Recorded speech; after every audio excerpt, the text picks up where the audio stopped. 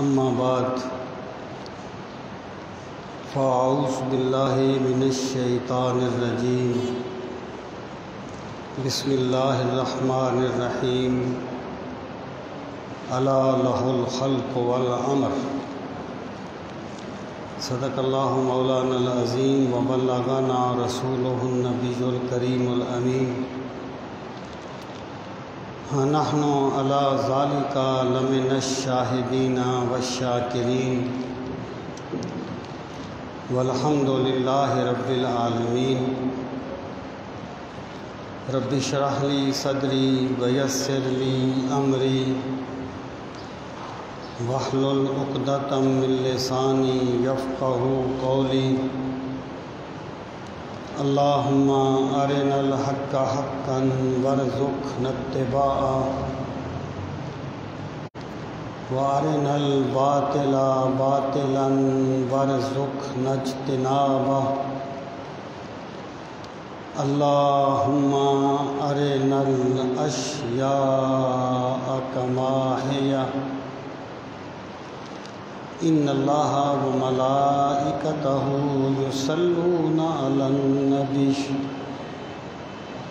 یا ایہا الذین آمنوا صلوا علیہ وسلموا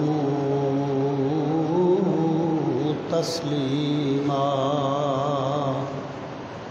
اللہم صلی وسلم علی سیدنا و مولانا محمد وعلی آل و اصحاب سیدنا و مولانا محمد وبارک وسلم وصلی علیہ الصلاۃ والسلام علیک یا رسول اللہ وعلی آلک واصحابک یا حبیب اللہ الصلاۃ والسلام علیک یا شفیع المذنبین وعلی آلک واصحابک یا رحمۃ للعالمین۔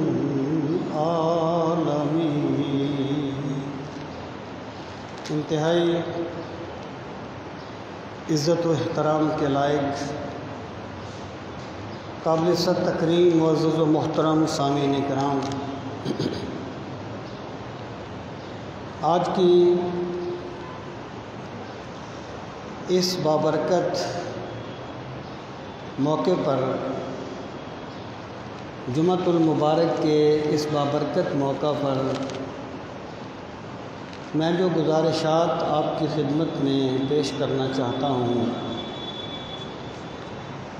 ان کا عنوان ہے عالم امر کے چند خدائی قوانین۔ عالم امر کے چند خدائی قوانین، اس سے مراد یہ ہے کہ جس طرح اللہ تعالیٰ کا عالم خلق اللہ تعالیٰ کے بنائے ہوئے چند قوانین کے تحت چلتا ہے، اسی طرح عالم امر بھی اللہ تعالیٰ کے بنائے ہوئے قوانین کے تحت چلتا ہے۔ پہلے ہمیں یہ سمجھنا ہے کہ عالم امر ہے کیا چیز اور اس میں جاری خدائی قوانین سے کیا مراد ہے۔ تو عالم کی دو قسمیں ہیں، بڑی قسمیں، ورنہ تو نہ جانے اللہ کے عالم کتنے ہیں۔ اللہ تعالیٰ رب العالمین ہے اور نہ جانے اس کے عالموں کی تعداد کیا ہے۔ ابن عربی کہتے ہیں کہ 18,000 عالم تو میں نے دیکھے ہیں۔ اللہ ہی جانتا ہے اس کے عالم کیا ہیں، لیکن ایک میجر تقسیم کے اعتبار سے عالم کی 2 قسمیں ہیں۔ ایک عالم خلق ہے۔ عالم خلق سے مراد ہے وہ چیز جو ہمیں نظر آتی ہے، جس کو ہم مادی عالم کہہ سکتے ہیں، اور دوسرا عالم عالم امر ہے، جس کا تعلق نظر آنے والی چیزوں سے نہیں ہے بلکہ مخفی چیزوں کے ساتھ ہے۔ اللہ تعالیٰ نے قرآن مجید میں ارشاد فرمایا الا لہ الخلق والامر، کہ خبردار خلق بھی اسی کا ہے اور امر بھی اسی کا ہے۔ اس جملے کا ایک مطلب تو یہ ہے کہ اس کائنات کو اللہ نے پیدا فرمایا، خلق اسی کی ہے، اور لہ الامر کا مطلب یہ ہے کہ اس کائنات کو پیدا بھی اللہ نے فرمایا اور اس کائنات میں امر بھی اسی کا چلے گا۔ خلق بھی اسی کی ہے اور امر بھی اسی کا ہے۔ ایک اس کا مطلب یہ ہے، اور دوسرا اس کا مطلب یہ ہے کہ عالم خلق میں بھی اسی کی بادشاہی ہے اور عالم امر میں بھی اسی کی بادشاہی ہے۔ یعنی عالم خلق کا ہو یا عالم امر کا ہو، بادشاہی اللہ رب العزت کی ہی ہے، حکم اسی کا چلتا ہے، قوانین اسی کے چلتے ہیں۔ اب آپ غور فرمائیں کہ اس کی عملی صورتیں کیا ہوتی ہیں۔ اس کی عملی صورتیں مثلا عالم خلق جو ہے اس کے معاملات کو بندہ کسی حد تک سمجھ لیتا ہے، اس کے قوانین کو بھی سمجھ لیتا ہے، اس کے معاملات کو بھی سمجھ لیتا ہے۔ یعنی بندے کو پتہ ہے اگر میں نے زہر کھائی تو مجھے نقصان ہوگا، ممکن ہے میری موت واقع ہو جائے یا مجھے شدید قسم کے کرب سے گزرنا پڑے۔ یہ عالم خلق کا ایک قانون ہے۔ عالم امر کا قانون کیا ہے کہ جب تم کسی بندے کا پردہ رکھو گے تو اللہ تمہارے پردے رکھے گا، جب تم کسی کی مشکل حل کرنے کے لیے کوشش کرو گے تو اللہ اپنے کرم سے تمہاری مشکلیں آسان فرما دے گا۔ یہ عالم امر کے قوانین ہیں۔ اس کائنات میں کوئی بھی کام اتفاقاً نہیں ہوتا کہ آپ یہ کہیں کہ جناب مجھے اتفاقاً بڑا اچھا دوست مل گیا، مجھے اتفاقاً ایک ایسا بندہ ملا جو مجھے کھا گیا۔ اتفاق نہیں ہوتا اس کائنات میں کچھ بھی، سب کچھ اللہ کے قوانین کے تحت ہوتا ہے،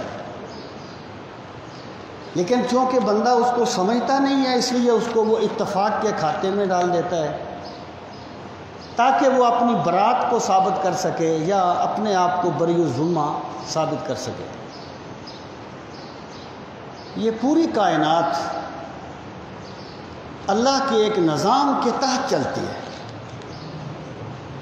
حضرت موسیٰ علیہ السلام سے جب وہ قبطی مارا گیا، آپ وہاں سے نکلے، آگے کنویں پہ پہنچ گئے، مدین کے کنویں پہ۔ وہاں کچھ 2 بچیاں تھیں جو پانی پلانا چاہتی تھیں اپنے جانوروں کو، اور شرم کے مارے پیچھے کھڑی تھی۔ حضرت موسیٰ کے دل میں ترس آ گیا، آپ نے ان بچیوں کے جانوروں کو پانی پلا دیا۔ وہ بچیاں حضرت شعیب کی بیٹیاں تھیں۔ انہوں نے جا کے حضرت شعیب کو بتایا کہ ایک نوجوان ہے، اس نے اس طرح ہماری خدمت کی ہے۔ آپ نے فرمایا بلا لاؤ اسے، اس کے احوال پوچھیں۔ تو حضرت موسیٰ علیہ السلام پہنچ گئے حضرت شعیب کے پاس۔ یہ اتفاق تو نہیں تھا کہ اتفاقاً وہاں کنویں پہ پہنچ گئے، اتفاقاً بچیاں پانی پلانے کے لیے آ گئیں، اتفاقاً آپ کے دل میں خیال آ گیا۔ نہیں، اتفاق نہیں تھا، سارا کچھ خدائی منصوبے کے تحت ہوتا ہے، اور اس کو ہی عالم امر کہا جاتا ہے۔ یہ عالم امر ہے۔ تو جس طرح ایک بندہ یہ یقین رکھتا ہے کہ عالم خلق کے قوانین ہیں، اسی طرح دین یہ کہتا ہے کہ عالم امر کے بھی قوانین ہیں۔ امام غزالی نے نبوت کی ساخت پہ جو بے مثال کتاب لکھی ہے، المنقذ من الضلال، جو ان کی روداد ہے کہ وہ کس طرح یقین کا سفر انہوں نے طے کیا، اس میں وہ کہتے ہیں کہ پیغمبر کا کلام ایسا ہوتا ہے جو غیر پیغمبر کا ہو نہیں سکتا۔ واصف علی واصف نے کہا تھا نا کہ پیغمبر کی بات باتوں کی پیغمبر ہوتی ہے، پیغمبر کی بات باتوں کی پیغمبر ہوتی ہے۔ غزالی کہتے ہیں کہ پیغمبر کا کلام ایسا ہوتا ہے جو غیر پیغمبر کر نہیں سکتا۔ اس کی پھر وہ کئی مثالیں دیتے ہیں۔ ایک مثال یہ دیتے ہیں، کہتے ہیں دیکھو رسول کریم صلی اللہ تعالیٰ علیہ وسلم نے فرمایا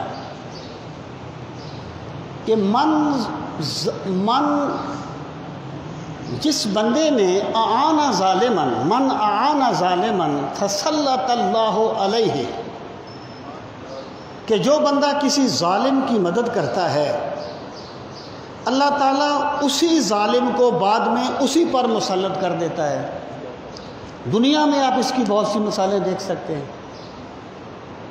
کہ کل جس بندے کے ساتھ ایک بندے نے اتنا اچھا برتاؤ کیا تھا کہ اسے راضی کرنے کے لیے اللہ کو بھی ناراض کر لیا تھا، قوم سے بھی غداری کر دی تھی، وطن سے بھی غداری کر لی تھی، پھر اللہ تعالیٰ اسی ظالم کو اس پر مسلط کر دیتا ہے۔ وہ میں نے جس کے لیے ساری حدوں کو توڑ دیا، یہ آج اس نے کہا ہے کہ اپنی حد میں رہو۔ اگر کبھی ایسا معاملہ آئے تو اس پہ تعجب نہیں کرنا چاہیے، بندے کو اپنے رویے پہ افسوس کرنا چاہیے کہ میں نے اللہ کو ناراض کر کے اس کو راضی کیا تھا، اللہ نے اسے مجھ پر مسلط کر دیا ہے۔ یہ عالم امر کے قوانین ہیں۔ سامعین محترم، یہ ایک پوری کائنات ہے، اور وہ جو اقبال نے کہا تھا کہ کشتی مسکین و جانے پاک و دیوار یتیم، کشتی مسکین و جانے پاک و دیوار یتیم، علم موسیٰ بھی ہے تیرے سامنے حیرت فروز۔ یہ سب عالم امر کے معاملات ہیں۔ میں چند باتیں عرض کرنا چاہتا ہوں جو عالم امر کے قوانین ہیں، تاکہ اللہ تعالیٰ شاید ہم میں سے کسی کو توفیق دے کہ ہم ان کو خضر راہ بنائیں اپنی زندگی کا، اور ہم اپنی زندگی میں ان پر عمل پیرا ہو کے اسے بہتر کر سکیں۔ سب سے پہلی بات ہمیں اچھی طرح یہ سمجھ لینی چاہیے کہ رزق کی برکت پیسے کی کمی بیشی کا نام نہیں ہے۔ رزق پیسے کی کمی بیشی کا نام نہیں ہے، بلکہ رزق ہر وہ چیز ہے جس کے ساتھ اللہ اپنے بندے کو سکون دے دیتا ہے۔ اچھی سوچ رزق ہے، مثبت سوچ رزق ہے، اچھا دوست مل جانا رزق ہے، کسی کی بلائی کا خیال آ جانا رزق ہے، کسی کے غم پہ غمگین ہونا رزق ہے۔ رزق صرف پیسے کی کمی بیشی کا نام نہیں ہے۔ ایک بندے کے پاس اگر دولت تو ایسی ہے، اتنی ہے کہ اسے سنبھالی نہیں جاتی، لیکن میرے رب نے اس کے دل میں اضطراب کے بامبڑ جلائے ہوئے ہیں، اسے سکون کی نیند نہیں آتی، اور اس کا عالم یہ ہے جو قرآن نے کہا کہ فَمَثَلُهُ كَمَثَلِ الْكَلْبِ إِن تَحْمِلْ عَلَيْهِ يَلْهَثْ وَتَتْرُكْهُ يَلْهَثْ۔ اتنا پیسہ ہے سنبھالا نہیں جاتا، لیکن ہوس اتنی سوار ہے کہ اس کی مثال کتے جیسی ہے جو ہر حال میں ہانپتا رہتا ہے۔ کتا، میں کہا کرتا ہوں کہ 40 من کی ایک بھینس مری پڑی ہو، 2 کتے اسے کھانے کے لیے جائیں گے، لڑ پڑیں گے۔ یہ ہوس ہے کتے کی۔ تو جس بندے کے پاس پیسہ تو بہت ہے، لیکن میرے رب نے اسے قناعت نہیں دی، اسے سکون کی نیند نہیں آتی، وہ ٹینشن کے بھانبڑ میں جلتا رہتا ہے، وہ بندہ رزق سے محروم ہے۔ اور جس بندے کے پاس قوت لا یموت ہے لیکن سکون کی نیند سوتا ہے، اس بندے کو میرے رب نے رزق کریم عطا کر دیا ہے۔ دولت رزق نہیں ہے، ہاں وہ دولت جو بندے کو سکون دے دے وہ رزق ہے۔ سامعین محترم، اب آ جائیں، میں اس کے چند پہلو آپ کی خدمت میں پیش کرتا ہوں۔ پہلی بات یہ ہے، یہ عالم امر کا ایک معاملہ ہے، عالم امر کا ایک قانون ہے۔ رسول کریم صلی اللہ تعالیٰ علیہ وسلم نے فرمایا، من سرہ ان یمد فی عمرہ ویبسط فی رزقہ فلیصل رحمہ، کہ جو بندہ یہ چاہے کہ اللہ اس کی عمر میں برکت دے اور اللہ اس کے رزق میں برکت دے، جو بندہ یہ چاہے اللہ اس کی عمر میں برکت دے اور اللہ اس کے رزق میں برکت دے، فلیصل رحمہ، اسے چاہیے کہ صلہ رحمی کیا کرے۔ اس کا مطلب کیا ہے؟ بندوں کے مزاج ہوتے ہیں، اور دنیا میں آپ کو کوئی بندہ ایسا نہیں ملے گا جو آپ سے یہ نہ کہے کہ میرے دوستوں نے مجھ سے وفا نہیں کی۔ کوئی بندہ آپ کو ایسا نہیں ملے گا۔ یہ جو دھوکے باز ہوتے ہیں نا، نجومی، سڑکوں پہ بیٹھے ہوتے ہیں، سڑکوں پہ ہاتھ دیکھتے ہیں، ایک بندے کا ہاتھ دیکھتے ہیں، کہتے ہیں تیرے دوستوں نے تجھ سے وفا نہیں کی۔ وہ کہتا ہے یار واقعی نہیں کی، بڑا یہ تو پڑھا لکھا بندہ ہے یار۔ وہ کہتے ہیں تیرے گھر میں کچھ پریشانیاں ہیں۔ اور پاگل کے بچوں، پریشانیاں کس گھر میں نہیں ہوتی؟ پریشانیوں کی نوعیت مختلف ہوتی ہے، ہوتی تو فقیر کے گھر میں بھی ہے، بادشاہ کے گھر میں بھی ہے۔ تو یہ چکر بازی ہے۔ کوئی بندہ آپ کو ایسا نہیں ملے گا جو آپ سے یہ نہ کہتا ہو کہ میرے دوستوں نے مجھ سے وفا نہیں کی۔ اور تعلقات کی نوعیت بھی یکساں نہیں رہتی۔ بندہ جو ہے وہ بندے کو جج کرنے میں بھی مار کھاتا ہے، اور اللہ نے جو کہا ہے نا کہ حدیں کراس نہ کیا کرو، نہ دوستی میں نہ دشمنی میں، اس کو بھی ملوج خاطر نہیں رکھتا۔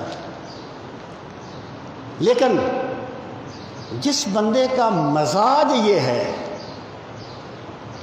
کہ وہ حتی الامکان تعلقات کو بچاتا ہے، اپنے آپ کو نیچا کر لیتا ہے لیکن تعلقات بچا لیتا ہے، اپنی انا کو قربان کر دیتا ہے لیکن کوشش کرتا ہے کہ تعلقات بچ جائیں۔ ایک بندہ اس سے قطع تعلق ہی کرنا چاہے لیکن وہ اس سے تعلق جوڑتا ہے، اس کو کہا جائے گا وہ صلہ رحمی کرنے والا ہے۔ سرکار فرماتے ہیں جو بندہ زندگی میں صلہ رحمی اپناتا ہے اللہ اس کے رزق میں برکتیں دیتا ہے۔ یہ عالم امر کا ایک قانون ہے، یہ عالم امر کا ایک خدائی ضابطہ ہے کہ جو بندہ یہ چاہے کہ اس کے رزق میں برکت ہو اور اس کی زندگی میں برکت ہو۔ دیکھیں زندگی جو ہے نا، ویسے تو اس کا ایک وقت طے ہوتا ہے لیکن بعض چیزیں تقدیر معلق ہوتی ہیں، بعض تقدیر مبرم ہوتی ہیں۔ زندگی میں اضافے کا مطلب یہ ہے کہ اگر یہ فلاں بندے سے صلہ رحمی کرے گا تو اس کی عمر اتنی ہوگی، صلہ رحمی نہیں کرے گا تو اس کی عمر اتنی ہوگی۔ اور بندے کے اختیار میں جذبات نہیں ہوتے، قلبی کیفیت بندے کے اختیار میں نہیں ہوتی، کسی بندے سے محبت کرنا بندے کے اختیار میں نہیں ہوتا، لیکن صلہ رحمی کا تقاضا یہ ہے کم از کم سلام دعا ضرور بچائی جائے۔ اس کو منافقت نہیں کہتے، اس کو مربت کہتے ہیں۔ منافقت یہ ہے کہ منہ پہ بندہ تعریفوں کے پل باندھ دے اور بعد میں جا کے الٹا گھیر لگ جائے، یہ منافقت ہے۔ مربت یہ ہے کہ بندے کے پاس وہ بندہ آ گیا جس نے اس کے ساتھ اچھا سلوک نہیں کیا، جس نے اس کے ساتھ کوئی زیادتی کی ہے، لیکن بندہ اس سے خندہ پیشانی سے ملنے کی کوشش کرے، یا اگر کبھی سرے راہ مل جائیں تو انہیں منہ نہ موڑنا پڑے ایک دوسرے کو دیکھ کر، کم از کم وہ سلام دعا ضرور کریں۔ اس کو کہا جاتا ہے مربت، اس کو کہا جاتا ہے صلہ رحمی۔ اور میرے رب کا یہ عالم امر کا قانون ہے کہ جو بندہ صلہ رحمی کرتا ہے میرا رب اس کے رزق میں برکت دیتا ہے، اس کی عمر میں برکت دیتا ہے۔ سامعین محترم، یہ جو مربت ہے نا، رسول کریم صلی اللہ تعالیٰ علیہ وآلہ وسلم کا اسوہ اتنا کامل ہے کہ قیامت تک بندہ اس کے حسن کو سمجھ ہی نہیں سکے گا۔ تو ایسا سمندر ہے جس کی عظمت کا کنارہ کوئی نہیں، تو ایسا سمندر ہے جس کی عظمت کا کنارہ کوئی نہیں، وہ شان تیری سمجھا ہی نہیں جس نے بھی تجھے دریا جانا۔ رسول کریم علیہ السلام تشریف فرما تھے، حضرت عائشہ الصدیقہ رضی اللہ تعالی عنہا بھی وہاں موجود تھی۔ ایک بندہ آ رہا تھا دور سے آپ کے پاس، آپ نے فرمایا یہ قبیلے کا بدترین آدمی ہے، اپنے قبیلے کا شریر ترین آدمی ہے۔ جب وہ آ گیا تو رسول کریم علیہ السلام نے اس سے بڑی مروت سے بات کی، آپ بڑی خندہ پیشانی سے اسے ملے۔ اب سیدہ عائشہ الصدیقہ رضی اللہ تعالی عنہا انہیں یہ بات کھٹکی کہ آپ نے فرمایا تھا شریر ترین آدمی ہے اور اب آپ اس طریقے سے اس سے ملتے ہیں، خندہ پیشانی سے اس کا استقبال کرتے ہیں۔ تو جب وہ چلا گیا تو سیدہ عائشہ الصدیقہ رضی اللہ تعالی عنہا نے عرض کیا یا رسول اللہ صلی اللہ علیہ وسلم آپ نے تو یہ فرمایا تھا۔ آپ نے فرمایا ہاں عائشہ ایسا ہی ہے، یعنی جو میں نے کہا وہ غلط نہیں تھا، لیکن بدترین بندہ وہ ہے کہ لوگ جس کی ترش روی کی وجہ سے، جس کے تلخ مزاج کی وجہ سے اس سے بچنے میں اپنی عافیت سمجھیں۔ یعنی ایک بندہ اس طرح حملہ آور ہو جاتا ہے لوگوں پر کہ بندے اسے کھڑا دیکھ کے کہتے ہیں ادھر سے گزرو یار، اس سے ملنا نہ پڑے۔ میرے آقا فرماتے ہیں وہ بدترین آدمی ہوتا ہے معاشرے کا۔ اب اس سے ملنا جو تھا یہ کیا تھا؟ مروت۔ یہ مروت بھی میرے نبی علیہ الصلوۃ والسلام کی سنت ہے۔ اور دیکھیں، بندہ اپنے انا کے بت کو بہت پالتا ہے، اور حق یہ ہے کہ اسے اللہ کے مقابلے میں لانے سے بھی پرہیز نہیں کرتا الا ماشاءاللہ۔ لیکن عظمت جو ہوتی ہے نا، عظمت وہ تکلفات سے نہیں ملتی۔ عظمت جو ہے وہ جبر سے نہیں لی جاتی۔ عظمت کی علامت یہ ہے کہ جسے اللہ عظمت دے دیتا ہے، میرا خدا اسے عاجزی دے دیتا ہے۔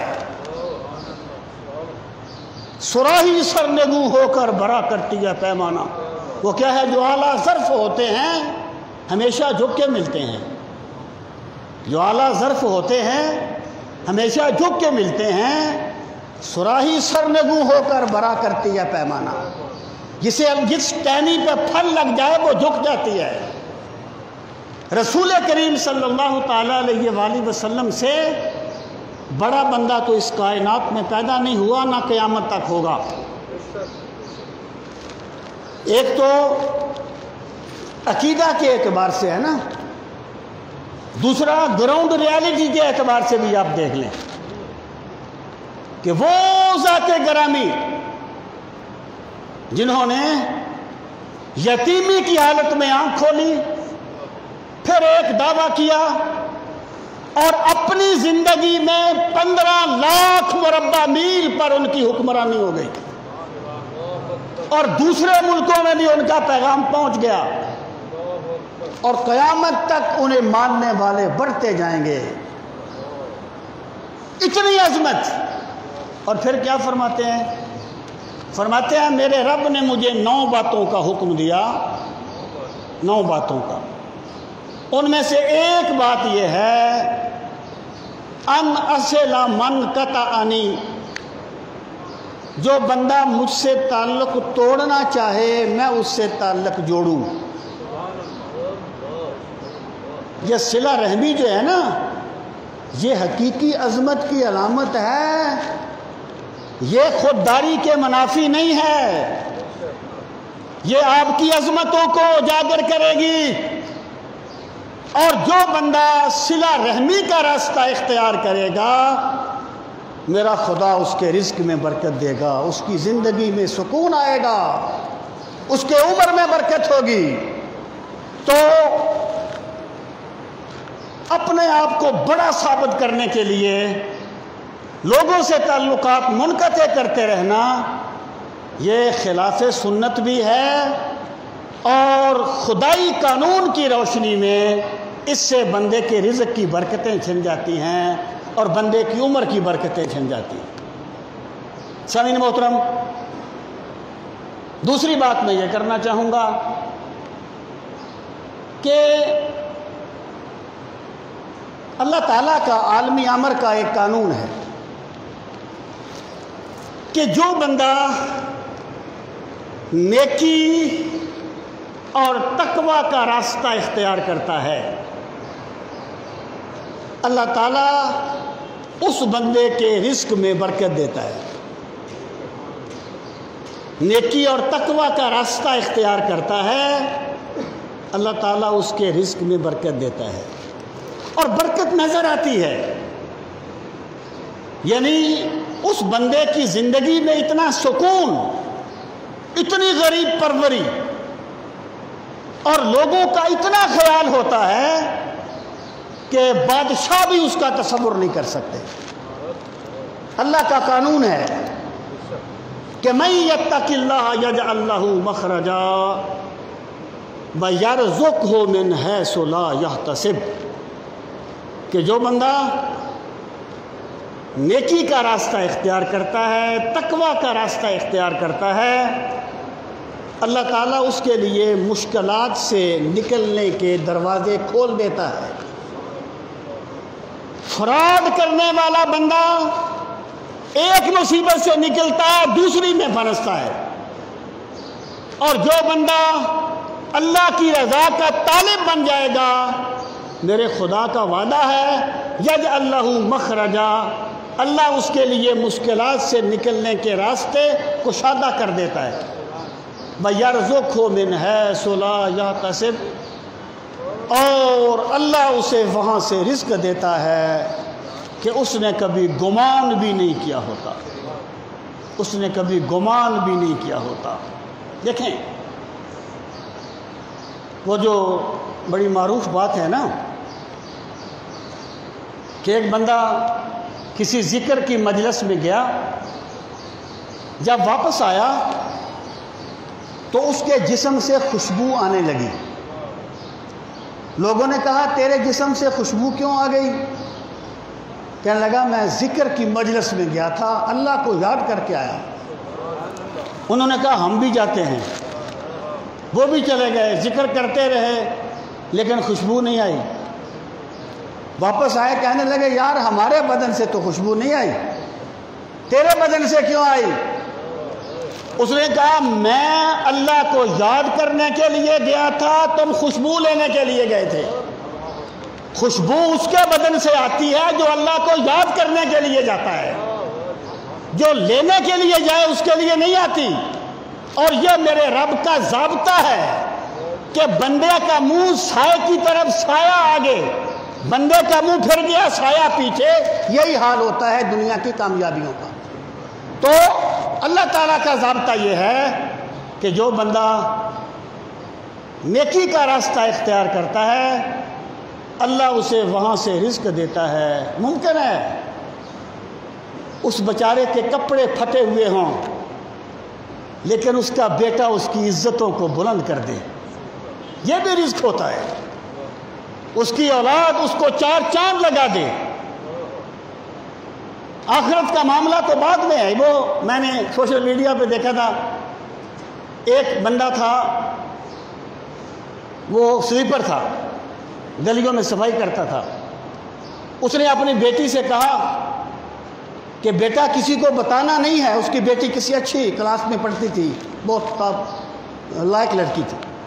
اس نے کہا کسی کو بتانا نہیں ہے کہ میرا باپ سویپر ہے۔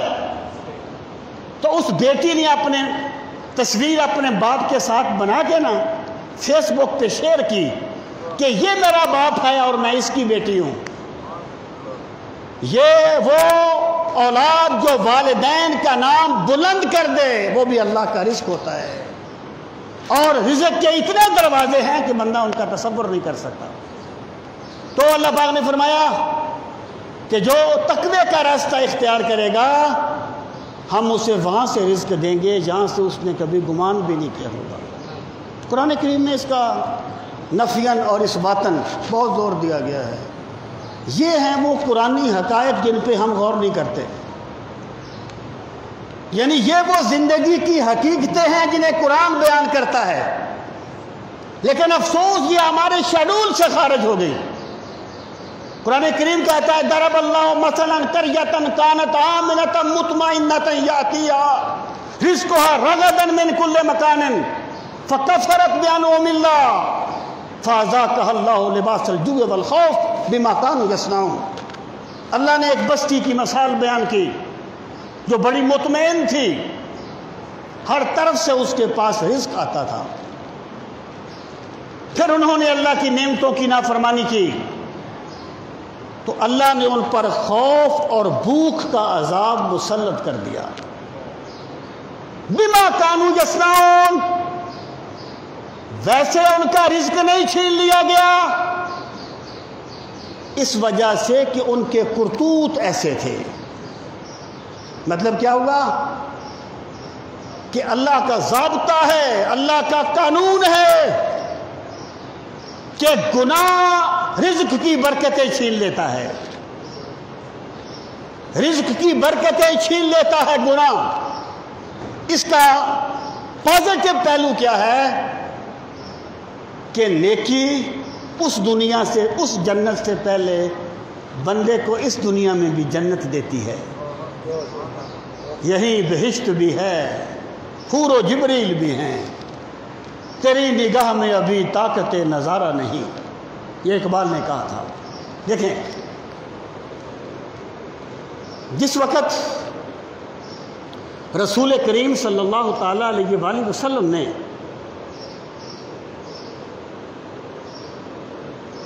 لوگوں کو اسلام کی دعوت دی تو آپ نے انہیں ایک بات فرمائی تھی کہ لوگوں، میں تم پر وہ کلمہ پیش کرتا ہوں جب تم اس کے تقاضے پورے کرو گے تو عرب بھی تمہارے ماتحت ہو جائے گا اور عجم بھی تمہیں خراج دیا کریں گے. یہ کلمہ کی برکتیں ہیں. اور پھر آپ نے دیکھا کہ جب بیت اللہ شریف کی عمارت گر گئی زمانہ جاہلیت میں، انہوں نے کہا، مکے والوں نے کہا پیسے دو، اللہ کے گھر کو تعمیر کرنا ہے، لیکن حرام کی کمائی سے پیسہ نہیں دینا، اللہ کا گھر بنانا ہے. عرب منافق نہیں تھے، منافق شام سے آ کے آباد ہوئے تھے جو منافق بنے تھے. عرب منافق نہیں تھے، بات کے پکے تھے، وعدہ پورا کرنے والے، مہمان نواز، انسانی اوصاف و خصائل سے مزین. میرے رب نے ویسے تو اپنے نبی کو عربوں میں پیدا نہیں کر دیا تھا. خاندانوں کے اثر ہوتے ہیں زندگی پر. عربوں نے، انہوں نے کہا پیسے دو، اللہ کا گھر بنانا ہے، حرام کا پیسہ نہیں دینا. پورا مکہ اکٹھے ہو کر اتنے پیسے اکٹھے نہیں کر سکا کہ بیت اللہ شریف کا پورا کمرہ بن سکتا. انہوں نے کہا آدھا بنا لو، آدھا چھوڑ دو. وہ جو حتیم ہے نا، اس وقت رہ گیا تھا، ورنہ وہ بیت اللہ کا حصہ ہے. یہ تھی عربوں کی حالت. اور جب انہوں نے لا الہ الا اللہ محمد الرسول اللہ کے تقاضے پورے کیے، پھر کیسر و کسریٰ کے خزانے ان کے قدموں میں آ گئے تھے، ان کی مسجدوں میں تقسیم ہوتے تھے. یہ وہ برکتیں ہیں جو نیکی اور تقوی کی برکتیں ہیں. سامعین محترم، تو رسول کریم علیہ السلام نے اس ضابطہ کو بیان کرتے ہوئے فرمایا، ان الرجل لیحرم من الرزق من ذنب یصیبہ او کما قال، کہ ایک بندہ گناہ کی وجہ سے رزق سے محروم کر دیا جاتا ہے. جب وہ گناہ کرتا ہے، اللہ اس کی سزا کے طور پہ اسے رزق سے محروم کر دیتا ہے. یہ بھی خدائی قانون ہے، یہ بھی عالم امر کا ضابطہ ہے. دوسروں کو ڈانٹنے کی بجائے بندے کو چاہیے کہ وہ اپنی زندگی پہ غور کرتا رہے، اسے بہت سے سوالوں کے جواب مل جائیں. سامعین محترم، تیسری بات میں یہ کرنا چاہتا ہوں، اور یہ بھی عالم امر کا ایک قانون ہے جسے اللہ کے نبی نے بیان فرمایا. عالم امر کے قوانین مادیات کی سمجھ میں نہیں آتے، یہ وحی پر ڈیپینڈ کرتے ہیں. اور دنیا میں تمہیں جو بھی اچھا قول ملتا ہے وہ کسی نہ کسی نبی کے قول کا نتیجہ ہے. سامعین محترم، سرکار نے اس بات کو بھی بیان فرمایا کہ اگر کوئی بندہ اپنے والدین کا نافرمان ہو تو اللہ اس سے نیکی کی توفیق چھین لیتا ہے. یعنی اگر ایک بندہ گناہ پر گناہ کیا جا رہا ہے تو اسے ذرا غور کرنا چاہیے کہ والدین کے ساتھ اس کا رویہ کیا ہے. والدین کی نافرمانی بندے سے نیکی کی توفیق چھین لیتی ہے. یعنی ممکن ہے اس کے گناہ کرنے کا سبب اس کے اپنے والدین کے ساتھ حسن سلوک نہ کرنا ہو. اس کی مثال میں آپ کو دیتا ہوں. یہ بات ہم بچپن سے سنتے آئے، شروع میں کچھ تحفظات بھی تھے، لیکن پھر یہ واقعہ ہم نے حدیث کی کتابوں میں پڑھا۔ آج میں پہلی مرتبہ اس کو بیان کر رہا ہوں، سنا آپ نے پہلے بھی ہوگا کہ سرکار کے زمانے میں یہ امام منذری نے الترغیب و ترہیب میں لکھا ہے اور کہا کہ یہ جید ہے کہ سرکار کے زمانے میں ایک مرتبہ ایک صاحب سرکار کے پاس آئے اور کہنے لگے کہ فلاں بندہ قریب الموت ہے لیکن وہ کلمہ نہیں پڑھ سکتا، یعنی ہم اسے کہتے ہیں، اسے کلمے کی تلقین کرتے ہیں، وہ پڑھنا چاہتا ہے پڑھ نہیں سکتا۔ تو سرکار اس کے پاس تشریف لے آیا اپنے صحابہ کے ساتھ، صورتحال دیکھی، آپ نے فرمایا اس کے والدہ زندہ ہے۔ دیکھیں نا حکیم کس طرح مرض کی تہ تک پہنچتا ہے، الصلاۃ والسلام علیک یا رسول اللہ۔ فرمایا اس کی والدہ زندہ ہے؟ عرض کیا گیا ہاں زندہ ہے۔ فرمایا اس کو بلاؤ۔ اسے پوچھا، والدہ آ گئی، آپ نے پوچھا تیرے بیٹے کا، دیکھیں یہ بھی سرکار کی بصیرت ہے کہ بندے میں جو کمی ہوتی تھی سرکار اس کا ذکر فرماتے تھے۔ تو اسے پوچھا تیرے بیٹے کا تیرے ساتھ کیا رویہ تھا؟ اس نے کہا اچھا رویہ نہیں تھا، میں اسے معاف نہیں کرتی۔ سرکار نے فرمایا اگر لکڑیاں اکٹھی کر کے آگ جلائی جائے اور تجھے کہا جائے کہ یا تو اپنے بیٹے کو معاف کر دے یا ہم اسے اس میں پھینکتے ہیں، وہ جو لوگ کہتے ہیں لکڑیاں جلائیں گی وہ سب مبالغہ کرتے ہیں۔ سرکار نے فرمایا اگر تجھے کہا جائے کہ اس کو معاف کرو ورنہ ہم اسے پھینک دیں گے، کیا کرو گی؟ ماں تھی نا جی، آخر ماں تھی نا، مامتا تھی۔ اللہ کی محبت کا روپ مامتا ہوتا ہے اس دنیا میں۔ اس نے کہا میں معاف کرتی، میں اس کو معاف کر دیا یا رسول اللہ صلی اللہ علیہ وسلم۔ سرکار نے فرمایا پڑھ اشہد ان لا الہ الا اللہ واشہد ان محمد رسول اللہ۔ اس نے اسی وقت پڑھا اشہد ان لا الہ الا اللہ واشہد ان محمد رسول اللہ، اور اس کی روح پرواز کر گئی۔ سرکار نے فرمایا اس اللہ کی حمد ہے جس نے اپنے اس بندے کو دوزخ سے نجات دی ہے۔ سامعین محترم، اب یہاں پر میں یہ وضاحت کروں کہ ظاہر ہے وہ صحابی تھے نا، صحابہ کے بارے میں ہمارا عقیدہ یہ نہیں ہے کہ وہ معصوم ہیں،